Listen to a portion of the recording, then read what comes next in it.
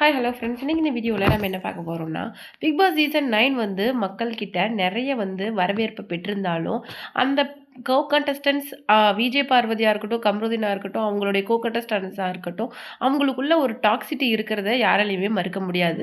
Season 7 யாராவது பார்த்துருந்தீங்களா? அப்போ தெரியும். அந்த கண்டஸ்டன்ட்ஸ் கிட்ட ஒரு நல்ல ஒரு பாண்டிங், ஒரு ஃப்ரெண்ட்ஷிப் இருந்தத எல்லாராலயும் பார்க்க முடியுது. அது மட்டும் இல்லாம சௌந்தர்யா வந்து ஒரு ஐஸ்கிரீம் பார்லர் ஓப்பன் பண்ண அப்போ வந்து அந்த டைட்டில் வின்னர் முத்துக்குமார் ஆகட்டும், ஜாக்லின் ஆகட்டும், அ எல்லாருமே எவ்ளோ சப்போர்ட் பண்ணுனாங்க அப்படிங்கிறது நமக்கு நல்லாவே தெரியும். ஆனா, உள்ள தான் டாக்ஸிட்டியோட பிஹேவ் பண்ணாங்க அப்படின்னு சொல்லிட்டு பார்த்தா, வெளியிலயும் அவங்க அதே அந்த டாக்ஸிக் லெவல மெயின்டெயின் பண்றத நம்ம எல்லாராலயும் பார்க்க முடியுது. ஏன்னா, ஒரு ஷோஸ்க்கு போறாங்க, இல்ல ஒரு செலிப்ரேஷன் பண்றாங்க, பர்த்டே பார்ட்டியா இருக்கட்டும், இல்ல வந்து ஒருத்தரோட மூவி செலிப்ரேஷனா இருக்கட்டும், எல்லாத்துலயும் விஜய் பார்வதியையும், கம்ருதீனையும் பிளான் பண்ணி அவங்க கார்னர் பண்றத நம்மளால உணர முடியுது. ஏன்னா, விஜய் பார்வதி வந்து அதில இருக்கிற எல்லா கண்டஸ்டன்ட்ஸுமே விஜய் பார்வதிய கார்னர் பண்றத நம்மளால நல்லாவே பார்க்க முடியுது. இன்னொரு விஷயம் கவனிச்சு நல்லா பார்த்துருந்தீங்கன்னா, வைப் வித் பாருவுல இந்த ஹேட்டர்ஸ்க்கும் சரி, கண்டஸ்டன்ட்ஸ்க்கும் சரி, அவங்களுடைய ஃபேன்ஸுக்கும் சரி 2 பேருமே நெறைய விஷயங்கள பேசியிருப்பாங்க. அது என்னன்னு சொல்லிட்டு பார்த்தீங்கன்னா, அ ஒரு கேள்விகளும் ஏதாவது தன்னை ஒரு ஃபேக் ஃபெமினிஸ்ட், ஃபேக் பெரியாரிஸ்ட் அப்படின்னு சொல்லிட்டு கனி சொன்னாங்கல்ல, அந்த விஷயத்த நல்ல கிளாரிஃபிகேஷன் குடுத்துருப்பாங்க. ஏன்னா, இப்போ வந்து பெரியார் வந்து நெறைய விஷயங்கள நமக்கு சொல்லியிருக்காங்க. அவருடைய கொள்கைகள தான் இப்ப நெறைய திராவிட கட்சிகள் ஃபாலோ பண்ணிட்டு வராங்க அப்படிங்கிறது நமக்கு நல்லாவே தெரியும். ஆனா, அது ஃபுல்லா டிட்டோ ஃபாலோ பண்றாங்களா அப்படின்னு கேட்டா கேள்விக்குறி தான். ஏன்னா, அதுல இருக்கிற நெறைய பேர் அ சாமி நம்பிக்கையோட இருக்கிறாங்க. ஆனா, பெரியார் என்ன சொல்லியிருப்பாரு? சமய நம்பிக்கைகள கடந்து, ஜாதி உணர்வ கடந்து, சுயமரியாதையோட வாழணும்னு சொல்லியிருக்காரு. ஆனா, அது எல்லாருக்குமே பொருந்துமா? கிடையாது. ஏன்னா, ஒரு சமய நம்பிக்கை, கடவுள் நம்பிக்கை அப்படிங்கிறதெல்லாம் அவங்கவங்களுக்குள்ள இருக்கிற விஷயம். அது யாராலயும் அவ்வளோ சீக்கிரம் மாத்த முடியாது. ஆனா, நம்ம விஜய் பார்வதி எல்லா இடத்துலயும் சுயமரியாதையோட இருந்திருக்காங்க. அதாவது தன்னுடைய ரெஸ்பெக்ட், தன்னுடைய மரியாதை போகுது அப்படிங்கிற இடத்துல அவங்க ஸ்ட்ராங்கா நின்றுருக்காங்க. அதாவது தனக்குன்னு வரும்போது அவங்க ஸ்ட்ராங்கா நின்றுருக்காங்க. எந்த இடத்துலயும் சரி பரவால்ல அப்படின்னு சொல்லிட்டு விட்டு குடுத்தோ, யாருக்கும் அடிமை வேலை பண்ணியோ, யாருக்கும் சொம்பு தூக்கியோ அவங்க வந்து பிக் பாஸ் 9க்குள்ள சர்வே பண்ணல. அப்படிங்கிற விஷயத்த எல்லாருமே புரிஞ்சுக்கணும். கண்டிப்பா இப்போ வந்து விக்ரமா இருக்கட்டும், சபரியா இருக்கட்டும், எல்லாரும் கனி கூட சொம்பு தூக்கி அதாவது ஒரு கேங்ல ஒருத்தர் கூட டிபெண்ட் பண்ணி நீங்க சர்வே பண்ணுனீங்க. ஸ்டார்ட்டிங் ஃபர்ஸ்ட் டேல இருந்து நான் தனி அப்படிங்கிற மாதிரி, நான் தான்டா அப்படிங்கிற மாதிரி இருந்தது விஜய் பார்வதி தான். அத கண்டிப்பா சொல்லியே ஆவணும். விஜய் பார்வதி விசஸ் அப்படின்னு தான் மத்தவங்கள வருவாங்களே தவிர, மத்தவங்க விசஸ் விஜய் பார்வதி அப்படின்னு சொல்லிட்டு ஃபைட் வந்து வந்ததில்ல. அதுவும் விக்ரம்லாம் விஜய் பார்வதி கூட ஃபைட் பண்ணன அப்புறம் தான் சீசன்ல இருக்கிறதே நெறைய பேருக்கு தெரிஞ்சுச்சு. அவருக்காக அவரு யூடியூப் சேனல் ஒர்க் பண்ணனது தான் ஜாஸ்தி. ஏன்னா வெளியில வந்து அவருக்காகவும் அவர கூட சண்டை போடுறவங்க, அவங்க கூட பேசுறவங்கள இமிட்டேட் பண்ணி போட்டு தான் அவரெல்லாம் வெளியில தெரியவே ஆரம்பிச்சாரு. அவருடைய யூடியூப் சேனல் பெர்ஃபார்ம் பண்ணன அளவுக்கு கூட விக்ரம் உள்ள பண்ணல. ஆனா சாண்ட்ரா கூட சேர்ந்துக்கிட்டு நெறைய வந்து சித்து வேலைகள் வந்து பண்ணிட்டு இருந்தாங்க. எப்படி சொல்லிட்டு பார்த்தீங்கன்னா, அந்த அந்த கார் டாஸ்க் விஷயத்துல கொஞ்சம் விக்ரம் ஓவரா பண்ணிட்டாரோ அப்படிங்கிற அது நமக்கு நல்லாவே தெரியும். சாண்ட்ரா விட ஓவரா பண்ணிட்டாரோ. இப்ப சபரி பண்ணுனாரு அப்படின்னா, சபரிக்கும் வந்து அவங்க ஏஜ்ல ஒரு அக்கா இருக்காங்க. ஸோ அந்த ஒரு இதுல வந்து பண்ணியிருக்கலாம். ஆனா விக்ரம் வந்து பிளான் பண்ணி இதுதான் சமயம் இவன இதுக்கு இந்த இந்த இடத்துல விட்டா அடிக்க முடியாது அப்படிங்கிற மாரியே வெளில வாடா நீ ஆம்பளையா இருந்தா வெளியில வாடா அப்படின்னு சொல்லிட்டு அ பண்ணியிருப்பாரு. ஏன்னா, அத நல்லாவே நம்மளால பார்க்க முடியுது. இந்த வீடியோல நம்ம என்ன பார்க்க போறோம் அப்படின்னு சொல்லிட்டு பார்த்தீங்கன்னா, இந்த கேவலமான அந்த கண்டஸ்டன்ட்ஸ்லாம் இருக்கிறாங்கல்ல, அவங்கலாம் அந்த ஸ்டார்ட் மியூசிக்ல வந்து விஜய் பார்வதியோட அம்மாவ முதற்கொண்டு இழுத்து ரொம்ப கேவலப்படுத்தியிருப்பாங்க. அத பத்தி தான் இந்த வீடியோல நம்ம டீட்டெயிலா பார்க்க போறோம். வீடியோக்குள்ள போறதுக்கு முன்னாடி நீங்க நம்ம சேனலுக்கு புதியவரா இருந்தா மறக்காம நம்ம சேனல சப்ஸ்கிரைப் பண்ணி ஃபாலோ பண்ணிக்கோங்க. வாங்க வீடியோக்குள்ள போலாம். விஜய் பார்வதியோட அம்மா வந்து என்ன சொல்லியிருப்பாங்க, அவங்க வந்து 24 ஹார்ஸ் வந்து உள்ள இருக்கிறதுக்கு அவங்களுக்கு பெர்மிஷன் கிடைச்சிருக்கும். அதனால அவங்க உள்ள இருப்பாங்க. அப்ப அந்த 24 ஹார்ஸும் வந்து அவங்க வந்து எல்லாரையுமே வாட்ச் பண்ணியிருப்பாங்க.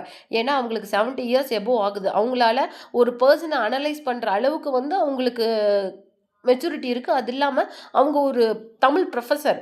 ஸோ வந்து கம்ருதீனா இருக்கட்டும், விக்ரமா இருக்கட்டும், தன் பொண்ணு கூட சண்டை போட்டவங்கள கூட அவங்க ரொம்ப ஒரு சிரிச்ச முகத்தோட தான் ஃபேஸ் பண்ணுனாங்க. அதே மாதிரி விஜய் பார்வதி உள்ள நெறைய தப்புகள் பண்ணியிருந்தாலும், தம் பொண்ண வந்து நெறைய பேரு அந்த இடத்துல எக்ஸ்பெக்ட் பண்ணது என்ன? விஜய் பார்வதியோட அம்மா உள்ள வருவாங்க. லெஃப்ட் அண்ட் ரைட் வாங்குவாங்க. அந்த மாரி நெறைய எக்ஸ்பெக்டேஷனே விஜய் பார்வதியோட அம்மா உள்ள வராங்க, இல்ல கம்ருதீனோட அக்கா வராங்க அப்படிங்கணும்னு எக்ஸ்பெக்ட் பண்ணுன விஷயமே இதுதான். ஆனா, விஜய் பார்வதி விஷயத்துல அது சுத்தமா அப்படியே ஆப்போசிட்டா மாறிடுச்சு. அவங்க அம்மா வந்து அவ்ளோ சப்போர்ட்டிவ். "நீ உன் கேம தனியா விளையாடு. உன்னால முடியும். நீ நீ கேம லூஸ் பண்றடா. நீ ஒரு ஜான்சி ராணி" அப்படின்னு சொல்லிட்டு ஒரு ஒரு பொண்ணுக்கு, ஒரு அம்மா என்ன மாதிரி அட்வைஸ் பண்ணுவாங்களோ அதை விட ஒரு ஒரு படி அதிகமாக தன் பொண்ணை அவங்க நம்பினாங்க, அட்வைஸ் பண்ணியிருந்தாங்க. ஆனால் விஜய் பார்வதிக்கே தெரியாமல் ஒரு கட்டத்தில் அந்த கேம் வந்து லூஸ் ஆயிடுச்சு. அது அவங்களே நோட்டீஸ் பண்ணலை. அதை கூட அவங்க வைபுத் பார்வையில் எக்ஸ்பிளைன் பண்ணியிருப்பாங்க. ஆனால் இந்த திவ்யா கணேஷ், அரோரா, இந்த சபரியா, கானா வினோத் இவங்கெல்லாம் அந்த துணிவு, சக்தி அப்படின்னு சொல்லிட்டு பாட்டு பாடிக்கிட்டு விஜய் பார்வதி அம்மா வந்து கடைசியா விஜய் பார்வதிக்கு சொல்லிட்டு போயிருப்பாங்கல்ல ஒரு பாட்டு மாதிரி அதை வந்து இமிட்டேட் பண்ணியிருப்பாங்க. துணிவு, சக்தி அப்படின்னு சொல்லிட்டு. அது உண்மையிலேயே ரொம்பவும் சீப்பா இருந்ததுப்பா. நீங்க அதை ஃபன் பண்றீங்கன்னு நினைச்சிட்டு இருக்கீங்களா? அது உண்மையிலேயே சீப்பா இருந்தது. இப்போ உங்க ஃபேமிலி மெம்பர்ஸை யாரையாவது அப்படி பப்ளிக் ஷோல இமிட்டேட் பண்ணனாலோ, ஃபன் பண்ணனாலோ தான் அதோடைய வலி உங்களுக்கு தெரியும். இது வந்து நீங்க அவங்கள அசிங்கப்படுத்துறீங்கன்னு சொல்லிக்கிட்டு உங்களோட மெச்சூரிட்டி லெவல்ல நீங்களே அந்த பிளேஸ்ல அசிங்கப்படுத்திக்கிறீங்க. நீங்க இவ்வளோதான் ச்சீ அப்படிங்கிற மாதிரி நீங்க அந்த இடத்துல உங்களை காமிச்சிக்கிறீங்க. அரோராவை கூட விடுங்க. அது சுத்தமா ஒரு சென்ஸே கிடையாது. ஆனா நம்ம அ திவ்யா கணேஷ் அப்படி செய்வாங்க அப்படின்னு சொல்லிட்டு பலருமே எக்ஸ்பெக்ட் பண்ணியிருக்க மாட்டாங்க. திவ்யா கணேஷ் வந்து டைட்டில் வின்னரா இருந்தாலும் கூட டைட்டில் வின்னரா இருந்தாங்க. அவங்களுக்கு அவங்க சொல்லியிருந்தாங்க, மக்களுக்கு என்ன பிடிச்சதுனால தான் என்ன டைட்டில் வின்னர் ஆக்குனாங்க. நான் பிஆர் டீமே அப்படியே செட் பண்ணியிருந்தாலும், ஒவ்வொருத்தர் வீட்ல இருக்கிற ஃபோனை என்னால பிடுங்கி எனக்கு சப்ஸ்கிரைப் பண்ணிக்க என்ன வோட் பண்ணிக்க முடியாதுல்ல அப்படின்னு சொல்லியிருந்தாங்க. மக்களுக்கு சம்வாட் என்ன லைக் பண்ணியிருக்காங்க. ஸோ எனக்கு வோட் பண்ணியிருக்காங்க அப்படின்னு சொல்லிட்டு சொன்னாங்க. அப்படிப்பட்ட மக்கள் வந்து உங்களுக்கு வோட் பண்ணியிருப்பாங்கல்ல, சம்வாட் பீப்புள்ஸ் எவ்வளோ பீப்புள்ஸ் உங்களுக்கு வோட் பண்ணியிருப்பாங்களோ, அவங்க அந்த பீப்புள் நீங்கள் இப்போ பிஹேவ் பண்ணியிருக்க உங்கள் பிஹேவியரை பார்த்தா, ஏன்டா உங்களுக்கு வோட் பண்ணணும்னு நினைக்க மாட்டாங்களா? அவ்வளோ சீப்பாக நீங்கள் அவங்கள அசிங்கப்படுத்துகிறீங்கன்னு நினச்சிக்கிட்டு உங்களுடைய கேரக்டரை நீங்கள் அங்கே அசிங்கப்படுத்திக்கிறீங்க. அடுத்தவங்க கேரக்டர் அசாசினேட் பண்ணுறேன் அப்படிங்கிற பேரில் உங்களை நீங்களே அங்கே சிதைச்சிக்கிறீங்கிறது உங்களுக்கு தெரியல. இன்னொரு முக்கியமான விஷயம் என்னன்னு சொல்லிட்டு பார்த்தீங்கன்னா, விஜய் பார்வதி அம்மா வந்து உண்மையிலேயே அந்த விஷயத்துக்கு வந்து ரொம்ப ஃபீல் பண்ணினாங்க. அதாவது அவங்களுடைய அவங்களுடைய வயசுக்கு தான் குழந்தைகிட்ட எப்படி பேசணுமோ அப்படி பேசியிருந்தாங்க. அது ஒரு விஷயம் ஒரு பக்கம் இருந்தாலும், அதை அசிங்கப்படுத்துகிறேன் அப்படிங்கிற அதை ஃபன் பண்ணுறேன் அப்படிங்கிற பேரில், சாரி அசிங்கப்படுத்துறேன்னு இல்லை, அதை ஃபன்னாக பண்ணுறேன் அப்படிங்கிற பேரில் ஒரு ஒரு எல்டர் பீப்புளுக்கு நீங்கள் கொடுக்குற ரெஸ்பெக்ட் இவ்வளோதானா? அதை பார்த்து உண்மையிலே விஜய் பார்வதி அம்மா ரொம்பவும் ஃபீல் பண்ணியிருந்தாங்க. அவங்க வந்து நான் வந்து என் பொண்ணுக்கு வந்து நல்லது தான் சொல்லியிருந்தேன். ஏன்னா எந்த பேரண்ட்டுமே தன்னுடைய குழந்தைங்க வந்து ஒரு ஒரு டவுன் டு த எர்த் அப்படி ஃபீல் பண்ணும்போது அவங்கள தேத்துறதுக்காக எல்லா விஷயங்களும் சொல்லுவாங்க.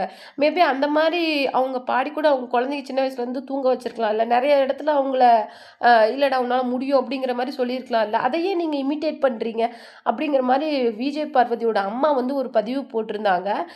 It's all up to you, be kind, அதாவது ஒரு கேரிங்காக இருக்கணும் அப்படிங்கிற மாதிரி சொல்லியிருந்தாங்க.